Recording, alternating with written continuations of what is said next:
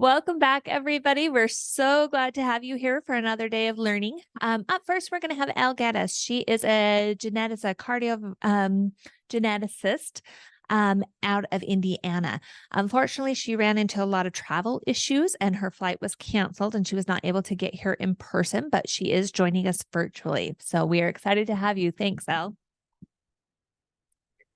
Yeah, I truly am so disappointed I'm not with you guys right now. And I'm really, really honored that you guys have asked me to speak and share with you.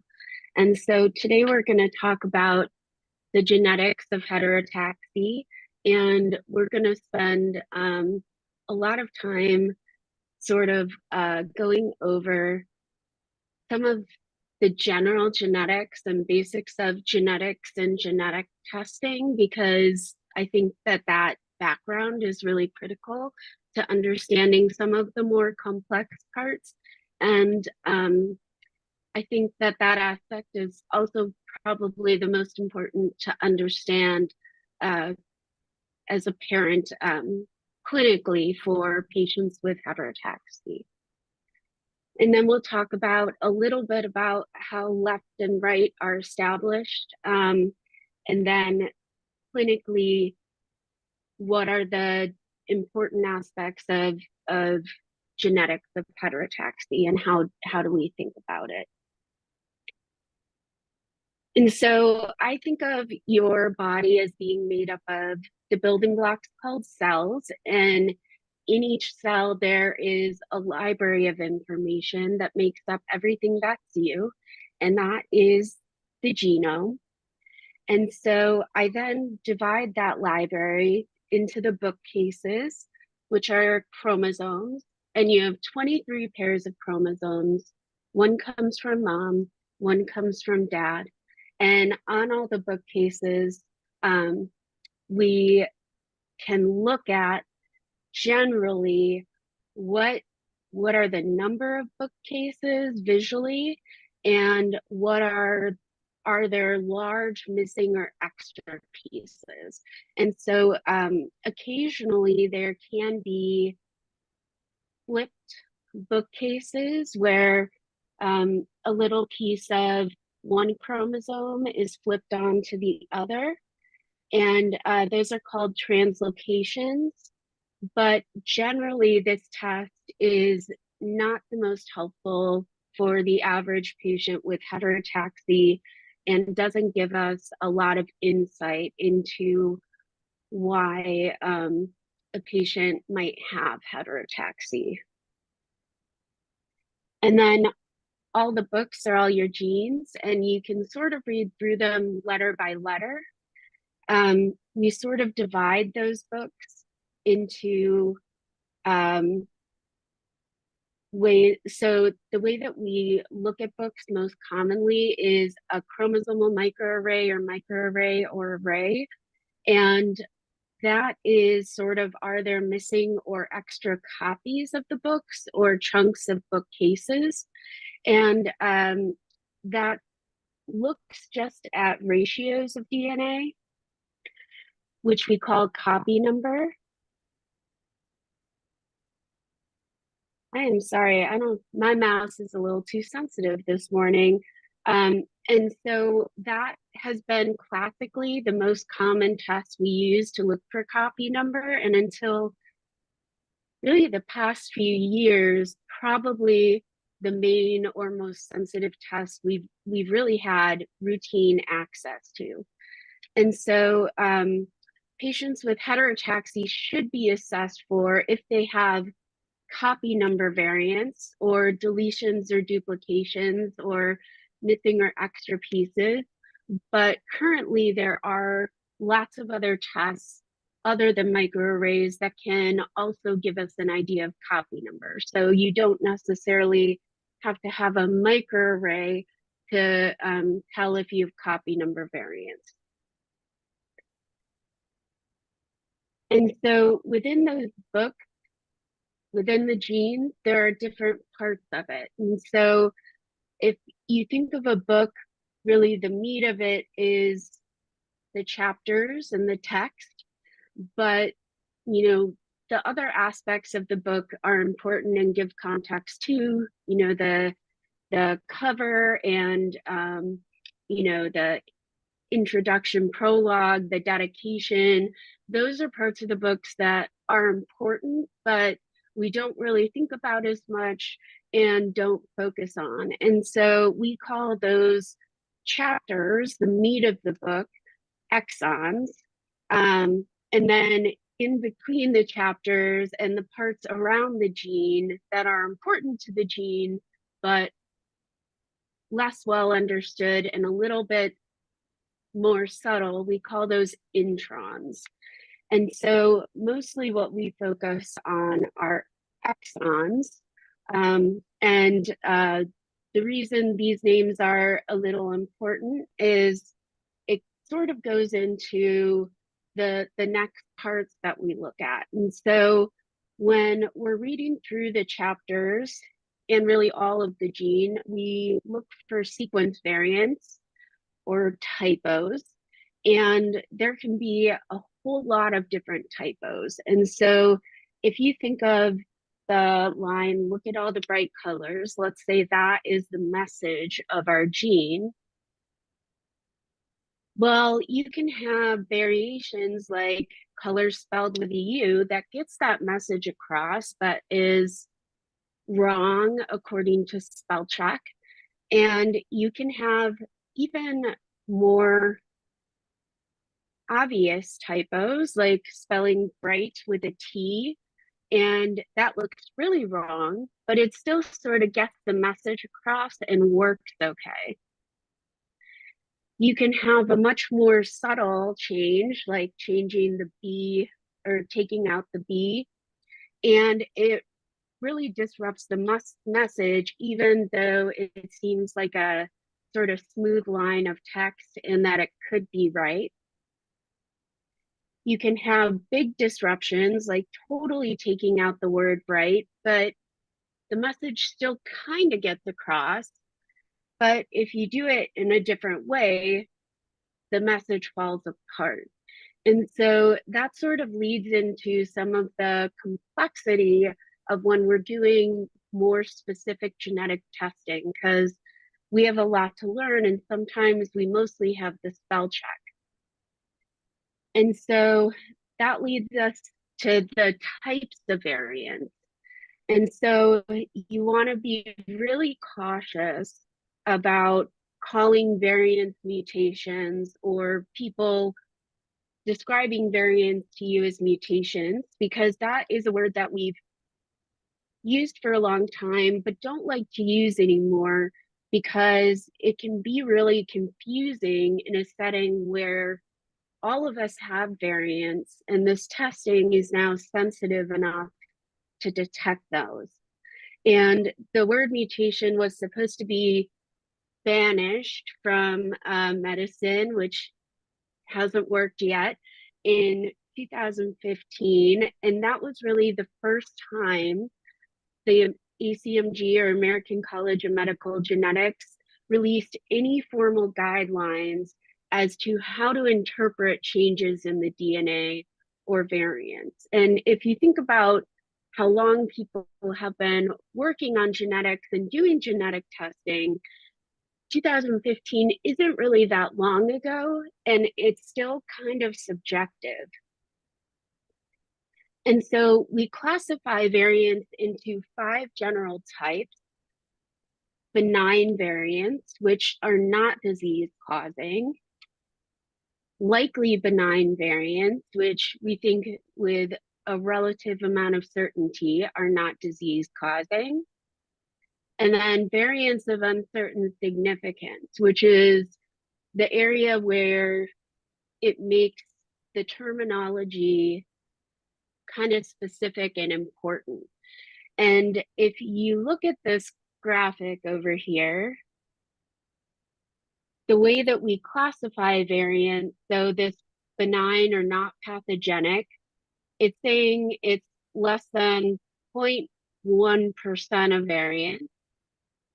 The likely not pathogenic of little significance or likely benign is the 0.1% to 0.49 or less than 5% of variance. And then the variance of uncertain significance are 5% to less than 95% of variance. And so when you're actually looking at when we're doing sequencing and when we're doing genetic testing, 90% of the variants we come across are going to fall into the variant of uncertain significance category. So it's common, if not expected, when you do certain types of tests that you will get a variant of uncertain significance, at least one. And that's especially true in heterotaxy with ciliopathy genes. And then there is the likely pathogenic or likely disease-causing variants, which are, the top sort of 5% of variants. And then the definitely disease-causing or definitely pathogenic, the top 0.1% of variants. And that also sets us up for what sort of genetic tests we can do that look at variants. And so that generally falls into gene panels, exomes, or genomes. And that is why understanding, or at least having some awareness of the word exon can be important, because it's built into the testing name of some of these tests. And so gene panels, which until recently and in a lot of areas are still the only potential option for more advanced testing, the question we actually ask the test is, are there variants or typos in a list of genes? And so to answer that question, especially if we're looking at 100 or more genes, you would expect to get at least one variant of uncertain significance. So that test is likely to come back abnormal or with a mutation that might actually not be a diagnosis or be important to your child's health. And so that's where the terminology becomes important, because even healthcare professionals, even geneticists, will slip into old habits and call these mutations and say there's a mutation in this gene. And it's not too hard for that to sort of roll out into, well, they must have this diagnosis, when in reality, it's a variant of uncertain significance. It's possible that someday we will understand it to cause disease, but right now we don't think so. And so that's an area where the terminology becomes a little important and also really, really confusing. The test that we try to do is exome sequencing or whole exome sequencing. It's not actually whole. Every exome misses a few thousand genes, but they're typically genes we don't understand what their role is in disease.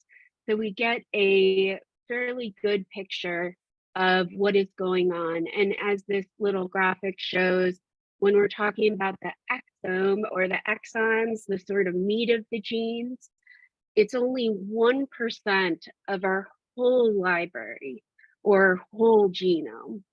And that is the part of the library, the exome, that we understand the most, even though we still don't understand most of it. The other sort of nuance with this is that exome sequencing, when we run it, the question we're asking that test is, are there variants that explain what's going on with our patient that we're testing? And so that's an intrinsically different question than the question we ask the gene panel of, are there any variants in these genes? And so that's important for understanding that you are less likely to get variants of uncertain significance on exome. And if you previously had a gene panel that reported multiple variants of uncertain significance, they might not be reported in the exome. And that doesn't mean that the test didn't do as good a job. It just means they asked a different question.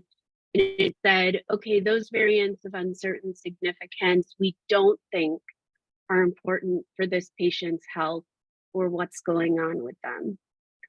It's also important to know because if something new or different happens, like now we're having hearing loss, if that wasn't part of the first question, sometimes you need to redo the test and say, okay, we're going to reanalyze it, looking for variants that are associated with hearing loss.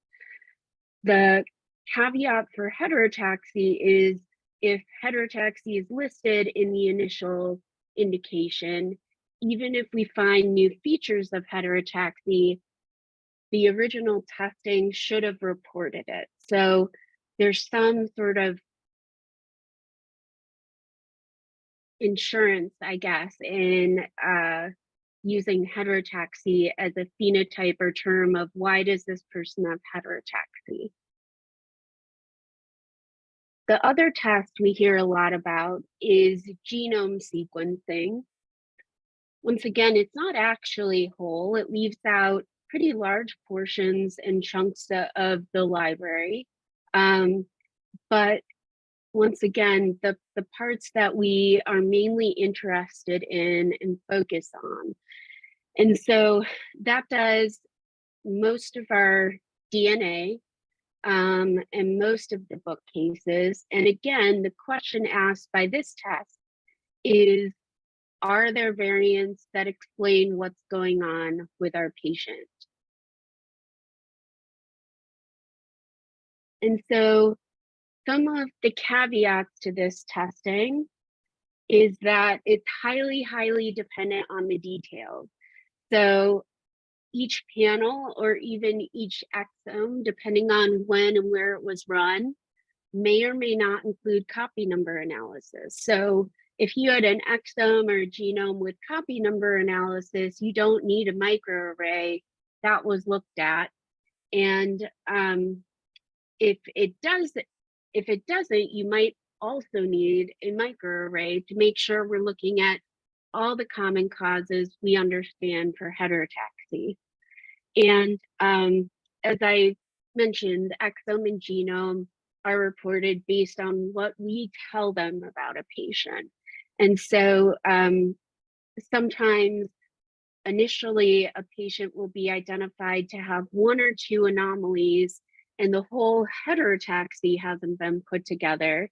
And in that case, those genes might not be primarily assessed or looked for, and that might be an indication for what we call reanalysis, or looking at all that data again and saying, okay, now that we're looking and focusing on genes associated with heterotaxy, do we find any changes that might explain what's going on with our patient? The other thing is I sort of alluded to in 2015, the American College of Medical Genetics made classification guidelines for exon or coding variants, but we have absolutely no guidelines on how to classify non-coding or intronic variants. So 99% of the library, we don't even really know how to interpret that into the set of 5 variant types. So to say we have a long way to go is an understatement. And so of our over 20,000 genes, over 20,000 books, we've associated disease with fewer than a third of them. So every year we add maybe 100 or 200 new disease associations, but once again, we have a long way to go. So when we do an exome or do a genome, really we're looking at less than a third of 1% of our DNA, just because there's so much left to learn about genetics, which also means that while genetic testing really feels like it should be a one and done, right? Like your DNA is your DNA, it can end up being a process over time because we get smarter, we get better technology, and it's something that you might need to update periodically. The other major caveat is that the way that we currently think about genetics is we think, okay, this gene does this thing. So this gene does your hair color, this gene does your eye color. There's sort of this straight association. And if a gene is broken or mutated or those sorts of things, then you have disease. But what really happens is there is a spider web of network genes together and signaling pathways. And so that is something that we don't really understand very well, other than we can often identify the pathways, but we don't know how to clinically say, well, there's a change in this gene and there's a change in this gene, and they work together, and therefore that means there's a problem. And I think that's really important in heterotaxy, because one of the things that we think about is cilia, which I'm going to talk about a little bit more later. And cilia are these big genetic machines that have lots of different proteins. And I think a lot of us believe that multiple variants in that machinery might cause disruption. And cilia are one of the first gene types where we actually found they were what we call digenic, where we actually are able to say, okay, if you do have a change in this gene and a change in this gene, it causes disease. And so they are one of the very first examples of how we're able to actually use that in clinic. And so I think that just adds fuel to our speculation that these variants are much more complex. And right now, on the clinical side, even on the research side, we don't have great ways to measure that overall pathway, how those things are interacting, and what might be a really complicated mechanism for disease. So to try to simplify that sort of, for lack of a better term, hot mess of connections and spider webs, I think of it as a game of telephone where one gene or one pathway is trying to send a message across.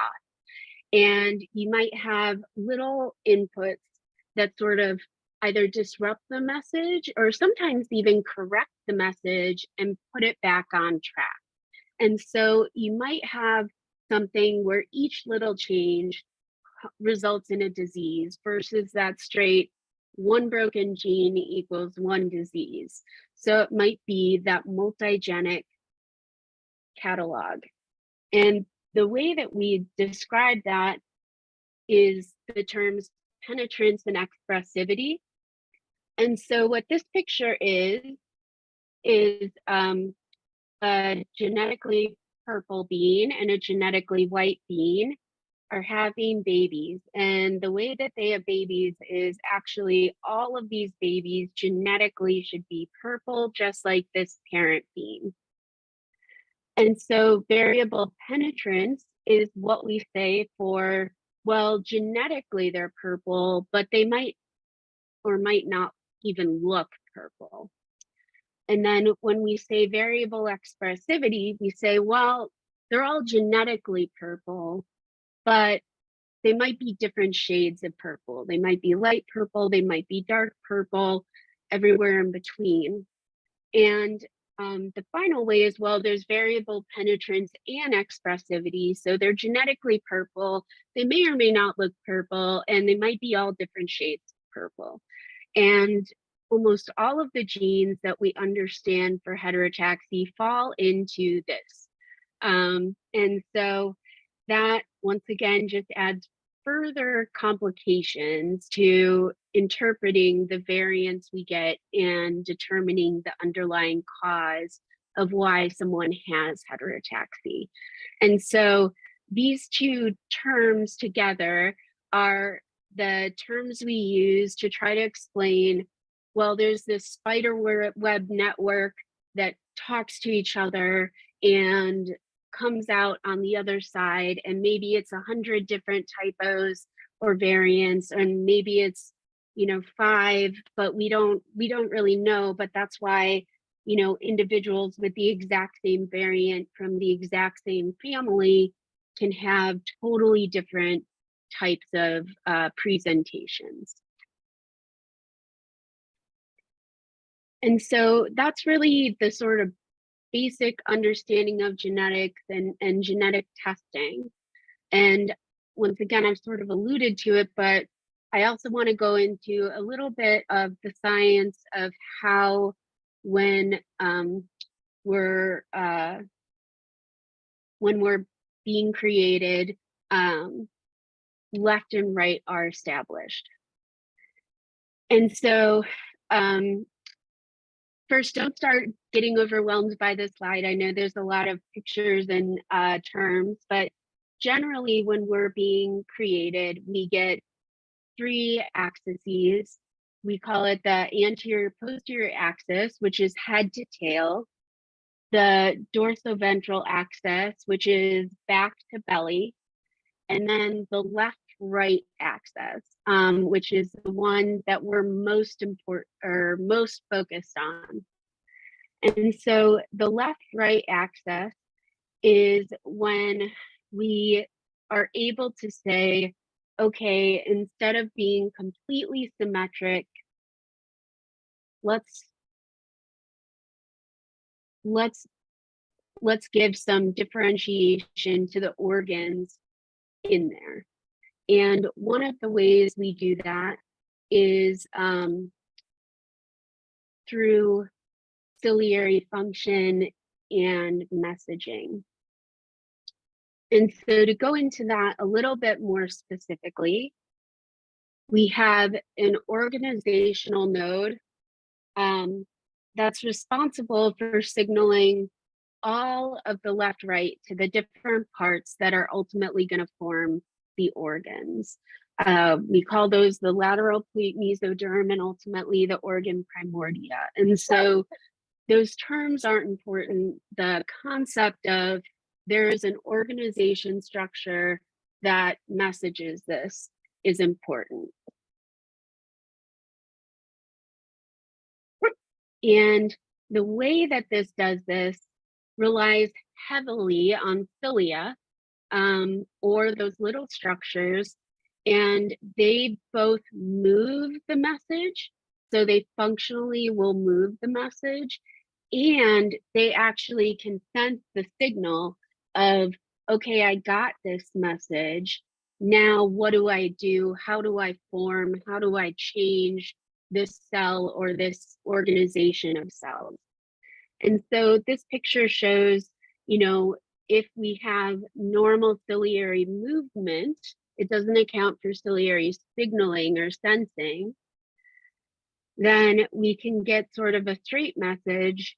And if we have disruption where maybe some of the cilia are turning backwards or not the way that we want, we can get disruption of that signal. And that can disrupt, well, this was supposed to be left and this was supposed to be right. And something that I think is important to understand, but also sometimes a frustration in the heterotaxy community, is that the heart is the very first organ that expresses left versus right. And it also ends up being one of the most sensitive to disruption of left versus right. So a lot of times heterotaxy is detected when we have a major cardiac anomaly. And particularly historically, but even still now, individuals who don't have a cardiac defect may not be clearly identified as heterotaxy and may not be, depending on the individual, in their interpretation of the literature, considered having heterotaxy. And so we're very cardiocentric, and myself included in heterotaxy, but it's mostly because of historically this, and still now, this is one of the first and most clear indicators of left-right axis disruption. And it's very frequently disrupted in patients with heterotaxy. But the more and more we understand, the more we understand that there are probably even more patients than we appreciate who genetically and embryologically have heterotaxy, but don't have heart defects and maybe aren't identified or put into this bucket. And that is really important because of a lot of reasons. One is identifying other systems involved, and the other is being able to identify if there are clear genetic ciliopathies can really change care, which I believe Dr. Saba is focusing on a little bit next. And so when we go into the genetics of heterotaxy, particularly the clinical genetics of heterotaxy as it stands right now, we can group the causes in multiple different ways. We can say, is heterotaxy the primary issue, or is it a symptom of a broader issue or broader genetic syndrome? And you might notice that I'm a stickler for terminology, but I think there is a method to my madness.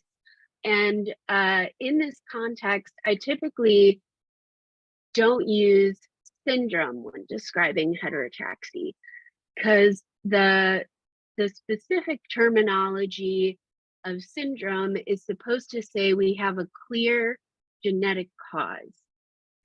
And the genetic causes for heterotaxy are so broad and diverse. It can just be a symptom of something, or it can be the primary issue, that it's sort of hard to define it that way if you're being obsessive about the terminology.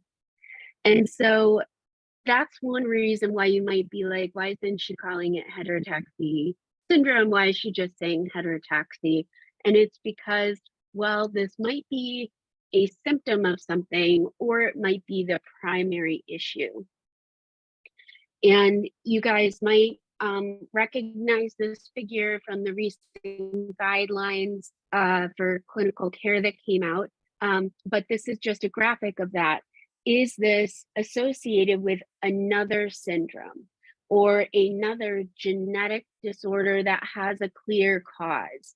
And those can be chromosomal anomalies. Those can be, or complete bookcase differences. Those can be copy number variants or missing or extra books. And some examples of syndromes that can have heterotaxy as a symptom are things like trisomy 13 or 22q deletion syndrome. And then we have, well, single gene syndromes, or rarely digenic, of we know these two genes are disrupted. And primarily we think of primary ciliary dyskinesia. This example is Bardet-Biedl syndrome, which is a ciliopathy that focuses more on sensing cilia. And one of the disorders that we know, if you have this gene and this gene disrupted, you have disease. and generally ciliopathies overall. Or it can be not associated or part of another syndrome. Heterotaxy can be the main focus, in which case we can have single gene etiologies or single book. And those can be lots of different inheritance patterns where of the two copies, you might only need one disrupted, you might need both disrupted. It might be linked to if you're a boy or a girl, and all sorts of things. Or this, what we're calling multifactorial digenic. Oligogenic is a fancy way for saying all those combinations of variants together, and plus or minus environmental factors, which might contribute to that game of telephone of disruption, or even sometimes correction. The way that I tend to look at heterotaxy is I think of primary patterning disruption. So what is a disruption of the organizer's message, and ciliary dysfunction of how are these instructions being sent or sent. And when we look at the primary patterning thing, some example genes I think of are nodal, ZIG3, GDF1, FOXH1, ACVR2B. And so those names aren't important. You don't have to remember them. But even that isn't so clean. So for example, this ZIG3 gene, I classify it as a patterning gene. However, we think that it disrupts patterning by very early making the cell not able to put cilia in the right place. So could it also be in the ciliary dysfunction bucket? And then for cilia, we think of not just primary ciliary dyskinesias, though these example genes are mostly ciliary dyskinesias, but another one is Bardet-Biedl syndrome, which is a disorder that can cause short stature, it can cause obesity, it can cause polydactyly or having extra fingers, and but it's also, in an embryologic sense, a disruption of the cilia. And so when thinking about patients with heterotaxy, I think that all patients with heterotaxy deserve to be evaluated by a medical geneticist, because if there's one thing I think this talk has shown, it's that genetics is extremely confusing. But this is complicated by long wait lists and shortage of geneticists. For example, in the state I'm in of Indiana, we're over 27 geneticists short for taking care of the population. And so 27 geneticists when our group is 14 is a tall order to ask in expansion. And generally for each geneticist that's looking for a job or graduating, there are over 8 potential job openings for each one of them. And so that doesn't mean that patients with heterotaxy shouldn't see a geneticist. It just makes it a little bit more difficult. I think that ideally this should be done at birth, at least. And the reason for that is evaluating for signs of, is this a symptom of something, or is this the primary issue? And making sure that the right testing and comprehensive testing is sent as immediately as possible. So if there are clear answers we understand, we get that as soon as possible too. And I think patients with heterotaxy, their clinical genetic testing, when there's no clear known cause already, should at least include copy number assessment. Are there missing or extra books anywhere? And then gene sequencing or reading through letter by letter, at least focusing on primary ciliary dyskinesia genes, given how much that can change how we take care of it.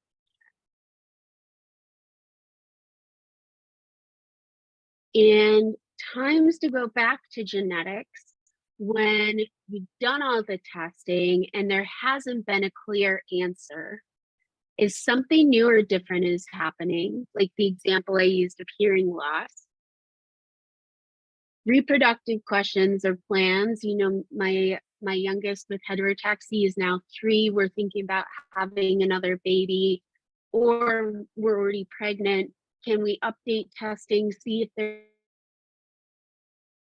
there's anything we can better understand in regards to risk for future children, or test for, or prepare for?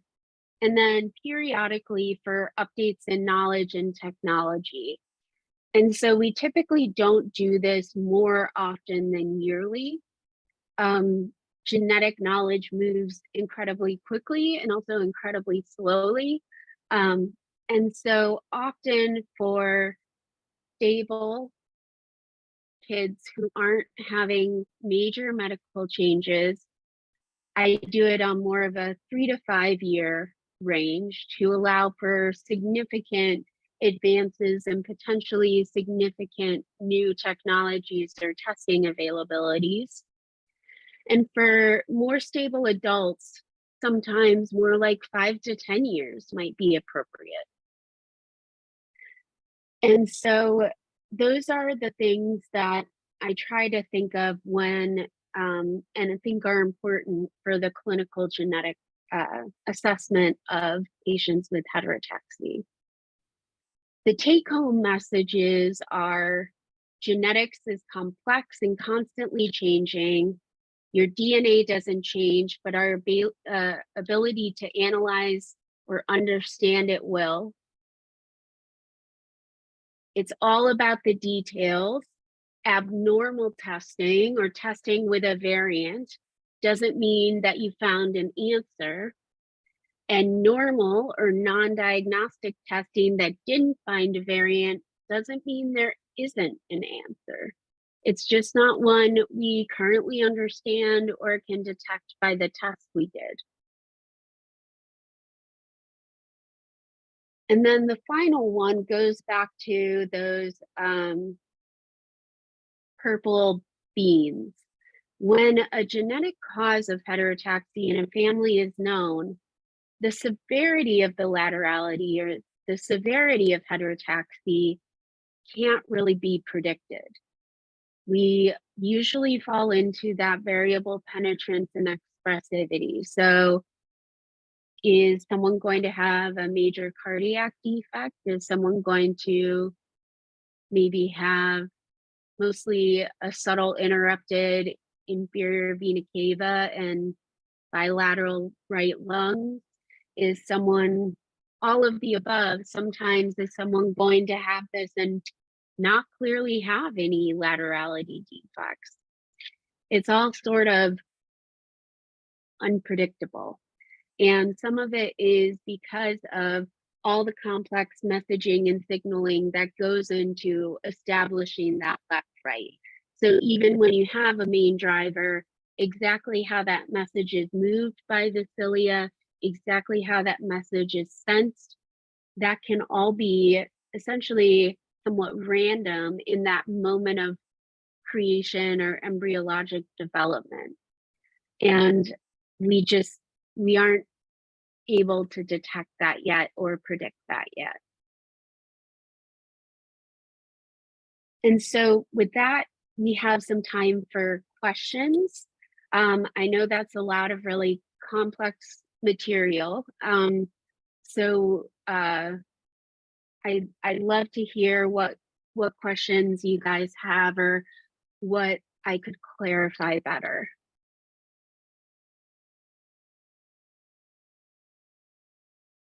Hey, do we have any questions from people in the room or on the chat? You guys are welcome to weigh in through there. I'm going to hand it to Renee. Hi, so I had a question of what happens. So my daughter had heterotaxy and holoprosencephaly, hemifacial chromoicrosomia, cleft lip cup palate, blah, blah, blah. So just a lot of stuff going on clinically, right? We did genetic testing, and ironically, she came back with a pathogenic variant for a disease she didn't have. Tuberous sclerosis, we'll say. It was an SE2 gene variant. And so like absolutely nobody's known kind of what to make of that as genetic testing. Like when you say like new technologies and new whatever, do those known kind of already pathogenic for something separate? Like how does that work? Does that like feed into information and then those things become reclassified? Does that make sense, that question? Absolutely. Yeah. We frequently will find what we call incidental or diagnoses that when we do this broad testing that seem clear to be a genetic cause of that disorder, but may or may not be really associated with their symptoms. And so variant classification absolutely changes over time in all the ways, from disease causing to not disease causing, from not disease causing to disease causing, and from, thankfully, those ones are less common. And in the middle, those variants of uncertain significance up to disease causing down. And so that's another reason to periodically check in with your geneticist is, has this variant classification changed? Currently, that's a manual process. Can I check again to see what else is known about this variant? Has it been reported elsewhere? Those sorts of things. But sometimes, well, someday we hope that we'll be able to do like artificial intelligence type automated constant reclassification and then push out to individuals who have that variant and their medical teams of, hey, we reclassified this. The other thing is just over time, things and understanding changes. So geneticists have been wrong a lot. We've been wrong a lot. And for example, we've taken disorders and put them on newborn screening where every baby is tested for them on that heel prick shortly after birth. And then when we start testing whole populations, we figure out it's not even a disease. And so it's hard not to be humbled by being wrong so frequently. So I think that it's good to have a level of skepticism, especially of older reports. So anything that's over, 10 years old, that genetic testing and how it was interpreted, I'll often be skeptical and be like, I need to look at the data myself and see how I classify it. The other thing that's a little bit more complicated is that another part where geneticists have been wrong is due to the limited ability to do genetic testing, largely because of expense and partially due to technology. We've had this sort of self-fulfilling cycle of what textbook pictures of a disorder are. So if we have purple dot on your hand syndrome, similar to purple bean syndrome, and we say that, okay, everybody with this disorder has a purple dot on their hand. And so because testing is expensive and difficult, we only test people that have a purple dot on their hand. And so over time, it just sort of feeds on itself that everybody with this disorder has a purple dot on their hand, but also the only people tested have a purple dot on their hand. And so we're discovering now with broader sequencing that, hey, people that we thought had this disorder or would have never thought had this disorder actually do. And so every textbook definition of genetic disorders is sort of constantly expanding and becoming more fluid of what that can actually look like. And there's also the sort of difficulty of that happens as a geneticist. I see that weekly, if not multiple times a day, of this syndrome doesn't look exactly like it should. And especially for individuals with milder things, we don't publish that because the literature isn't really incentivized to talk about milder patients. Having an atypical presentation, we might be incentivized to publish, but not really milder things. And so even when you're trying to look up and find the textbook definition of a syndrome, it can be incomplete. And that's hard not only for geneticists, but particularly people outside genetics who don't see that every day, and other providers and caregivers who are like, that's not at all reported in this syndrome, that can't be related. Because it's almost stored as like a word of mouth sort of network between the geneticists or disease experts of, oh, XYZ always specializes in this, I'll ask them about it. And because everyone asks them about it, they tend to have a better idea of the spectrum. But once again, that's not really published anywhere or openly accessible. And so based on what you're describing, if there is an incidental diagnosis of tuberous sclerosis, I don't think that explains the symptoms. And not just because it's not textbook, because we are expanding those textbook definitions, but because at least for genetics, tuberous sclerosis is a more common disorder. But we have about 6% of the tests we run will have more than one genetic disorder detected.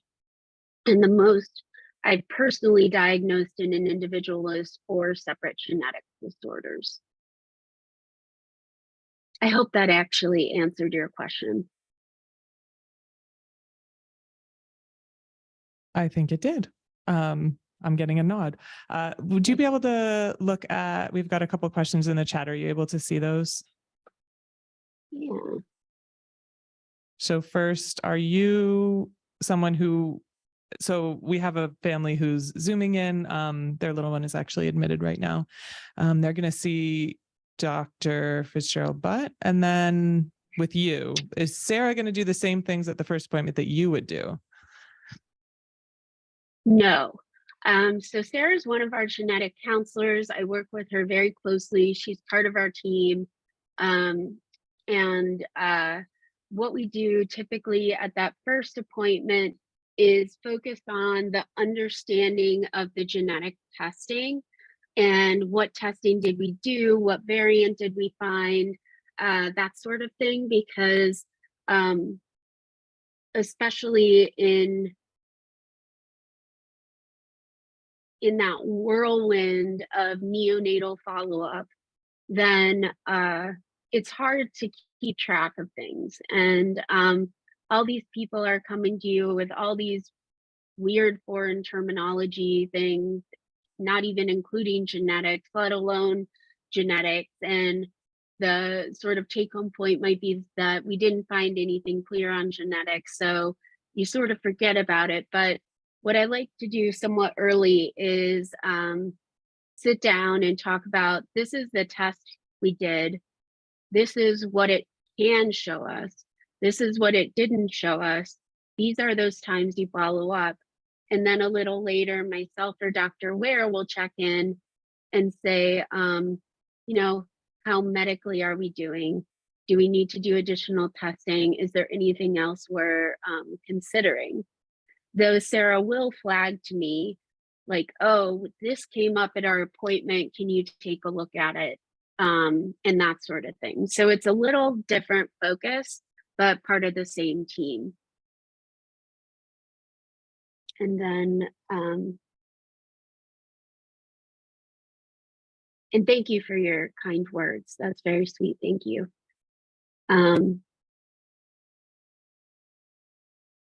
And so when we're talking about being heterozygous or having one disrupted copy of a gene, which is really common in primary ciliary dyskinesia. So we have some sort of types of inheritance patterns. One we call autosomal dominant. I think of those as the Shakespeare books. Like, that is hard enough to understand with baseline, let alone one copy's disrupted. Now I really don't know what's going on. And so for those disorders, just having disruption of one copy can result in disease. For autosomal recessive diseases, you need both copies disrupted. So I think of those as sort of like the C-Spot Run book. It's like, well, I could kind of figure this out with only one copy. And so having one clear disruptive variant and disease-causing variant, but not having another one, and having at least one copy that seems intact of that C-Spot Run, then we would say, okay, they're a carrier. And so we would not expect them to have symptoms of that disorder. As I've sort of alluded to, it can be more complex than that, but that's why you can have a disease-causing variant, but not necessarily have disease, because you might have one working copy and that's all you need. And a lot of times in those situations, if we were to test the parents, one of them would have that exact same change. And that gives us further reassurance that that's not the main driver of what's going on in the child in front of us or patient in front of us.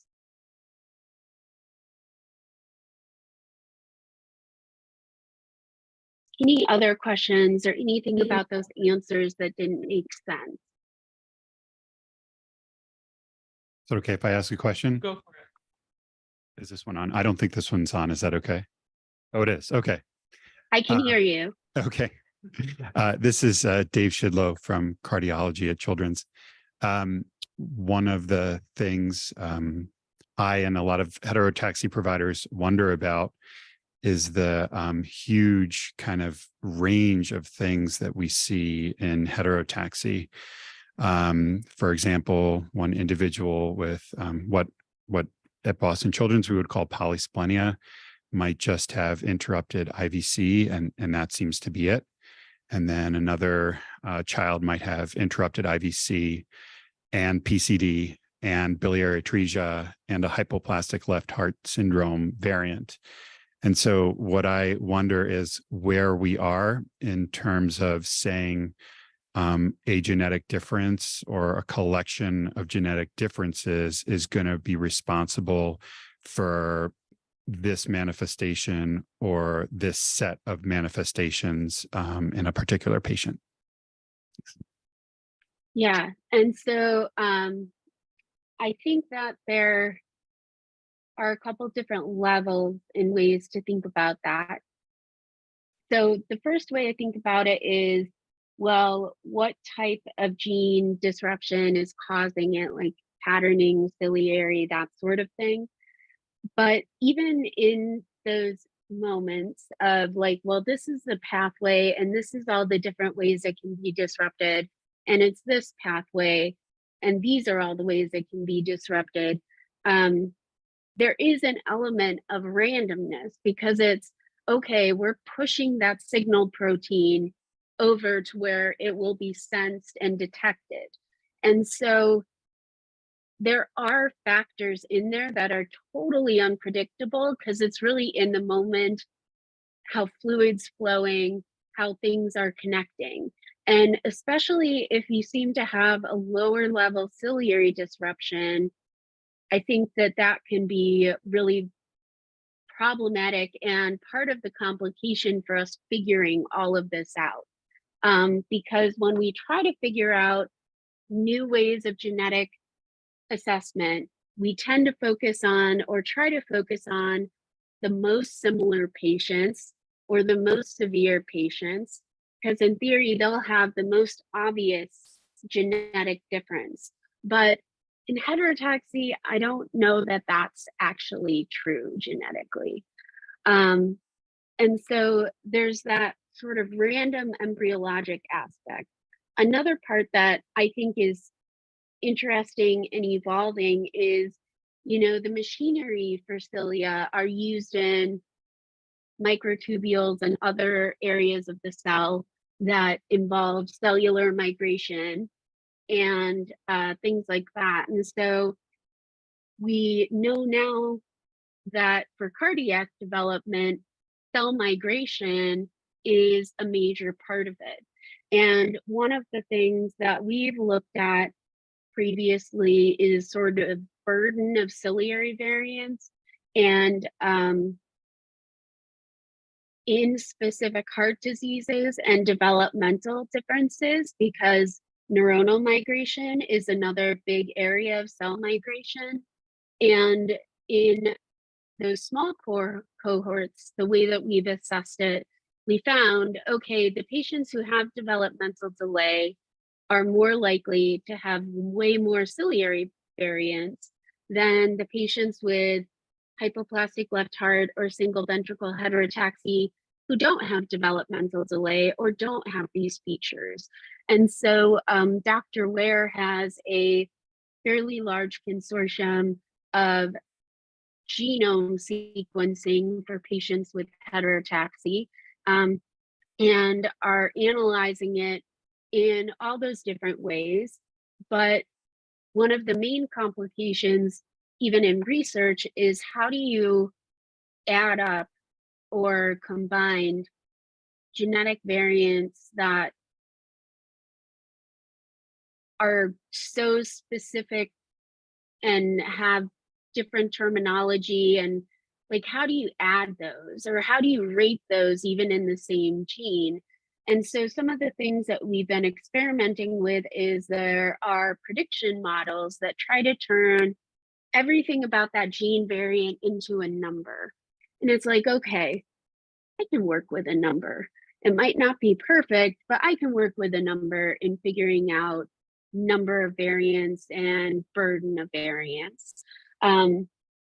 But then there's all these aspects of, well, each gene is a different length and might be more tolerant of disruptive variants or not. So this gene might have an average number in the general population of 16, and this gene might have an average difference in the population of 2.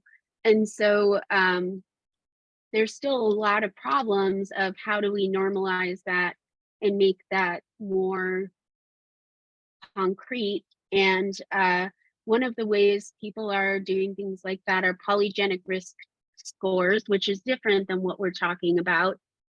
But even those we've shown can, when applied clinically, can actually be detrimental to health, because essentially all of our genetic knowledge of what we use for detecting if there's a typo or not is based on individuals of European ancestry.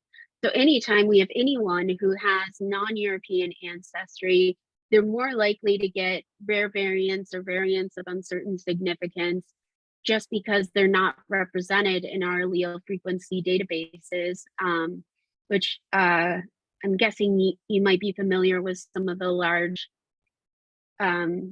efforts to change that, because many of them are coming out of Boston and the Broad Institute. But when we use those polygenic risk scores clinically, we might cause more health disparities than already unfortunately exist. So there's the, how are we going to measure this? And then how are we going to, even for research, how are we going to then translate it clinically? And so once again, if we can work something into a score or number, that's something we can quantify clinically at least. But the ways to do that on things like breast cancer compared to something like heterotaxy, which is so much more rare, also adds a layer of complexity, because how do you verify it even if you get really good research data? And that's what the sort of collaborative Dr. Saba has set up and is leading, is really hoping to help us all work together and merge our data and try to strengthen it and have more of a think tank of how do we solve and tackle this problem. Once again, I'm not sure that answered your question. I hope it did. Dr. Geddes, thank you. Tom Saba here. So so I had about 10 questions, but I can only choose one to ask right now. So I'm going to kind of use what you talked about a minute ago, because there was a lot in there. And I think it's important to understand that we just can't really predict all the medical issues of our patients based simply on their genetic tests. You know, I have a set of siblings, teenage boys I follow in my clinic, and they have the exact same genetic problem in a gene called CCDC39. And so they've lived their whole lives with this condition called primary ciliary dyskinesia. And one brother has heterotaxy and had lots of kidney issues and hearing loss and, well, multiple medical problems. And the other brother is really quite healthy and plays high school football. And I've never been able to really understand why they're so different if they have the same genetic abnormality. And so I'm guessing this is probably because there's much more to the pathogenesis of heterotaxy than just one gene, I think. So that's part one of my question. And part two is, if this is the case, if you agree that there's more than just one gene, then should we just go to whole exome sequencing on all of these patients rather than, you know, these commercial panels that look for single gene defects? Yeah, so for part one, I think that, yeah, it's that multigenic sort of effect, but I think sometimes it's also just like medical natural history in some way of once you get, I think of sometimes our kids with genetics, and we'll see, and this isn't specific to heterotaxy, but we'll see kids with, for example, there's data to show that kids who undergo heart surgery who have a copy number variant have double the mortality of patients who don't have a copy number variant, all things else considered equal. But it can be any gene anywhere in the genome, and there's no clear cause of, there's no clear like it's mortality due to this, it's mortality due to this. It's just like, well, they're double the risk, and that's been shown at multiple institutions. So we know it's real, even though we have no understanding of why that would be the case. And so I tend to start to think of gene expression, because that's a whole nother piece of it, of like, okay, this library in my skin is the same as in my heart, but they're totally different. And so the gene expression part is modifiable and heritable in some ways. And I think that when there's imbalances or disruptions, you can get cellular energy dysfunction, like you're making the same protein over and over again, which maybe you don't need, but you can't turn off the signal because that protein doesn't work, or that protein is disrupted and not turning off the signal. So your cell's doing a bunch of stuff it doesn't need to do and wasting energy. And I think of it as sort of overall medical reserve of, if I'm spending a lot of time doing stuff that really doesn't result in anything helpful, even a little time doing stuff that's not necessarily helpful, I have less reserve for when something happens that I need to be more efficient and I need to fix. And so I think sometimes it just sort of snowballs out of control of, I had decreased reserve and this one thing happened, and now it's just sort of each additional thing adds on, and it's because I can't, like my bucket's already full. It doesn't take much to make it overflowing. And once it's overflowing, sort of stopping that takes more for me.